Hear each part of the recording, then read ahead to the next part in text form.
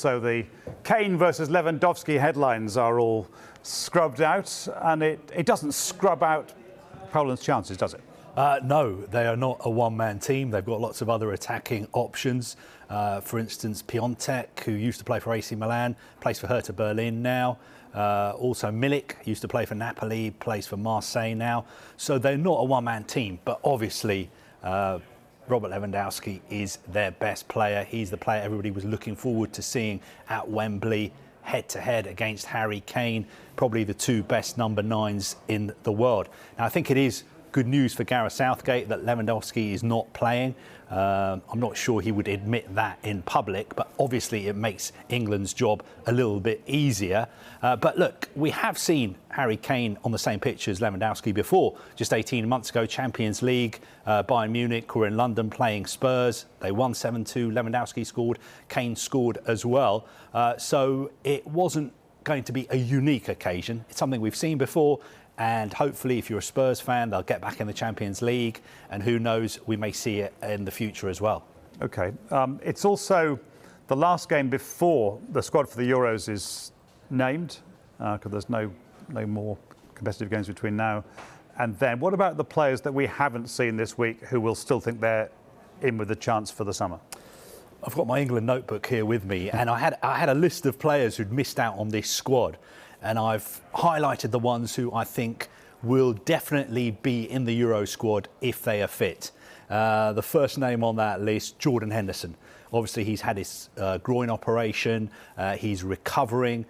He feels that he should be fit in time to play for England in the Euro. So I think Jordan Henderson will get in the Euro squad if he's fit. Southgate did say he was worried whether he'd have enough time to be match fit, didn't he? That's the only issue, whether he has match fitness. But I think if he's fit, he will be in the squad. Okay. Jack Grealish is the second name on my list. The people's favourite. Yeah. Everybody wants to see him play. People think he might have the same impact for England that Paul Gascoigne had, for instance, in Italy in 1990. He's the one England player who really gets you off your seat when he's playing, unpredictable, makes things happen. I think if he's fit, he'll be in the squad as well. And also Jadon Sancho, the Borussia Dortmund winger who's out injured at the moment. He had a real chance of being in the starting 11. We talked about Kane, Sterling, Rashford. Jadon Sancho was the next name to be in that front three. I think if he's fit, he will be in the squad as well. Obviously, if these players come into the squad, it means that some of the players who are in the squad at the moment are going to have to drop out. Gareth Southgate has talked about the fact that it's the worst part of his job, having to tell players when they're not going to be in a squad for a major tournament. But he did give an interesting insight into how he goes about it. He says, look, it's not just one phone call telling somebody out of the blue you're not in the squad. He says the way we like to do things is we have a constant dialogue with all the players. We tell them what's expected of them.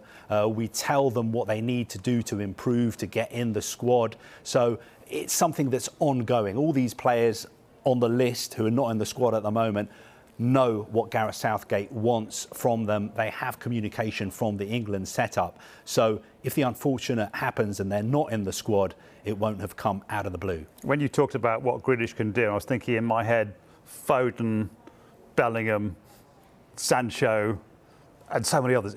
It's a really exciting time, isn't it? It is exciting time, especially if Gareth Southgate plays this 4-3-3 formation. If he stops playing with three at the back and plays 4-3-3 like he did against San Marino and Albania, it means you can get an extra one of those attacking players onto the pitch, and that's what a lot of fans want to see. But to be fair to Gareth Southgate, of course, he has to be careful, he has to be pragmatic, he has to be cautious, because it's not easy to win games at a major tournament. Good problems to have. Kaveh, thank you.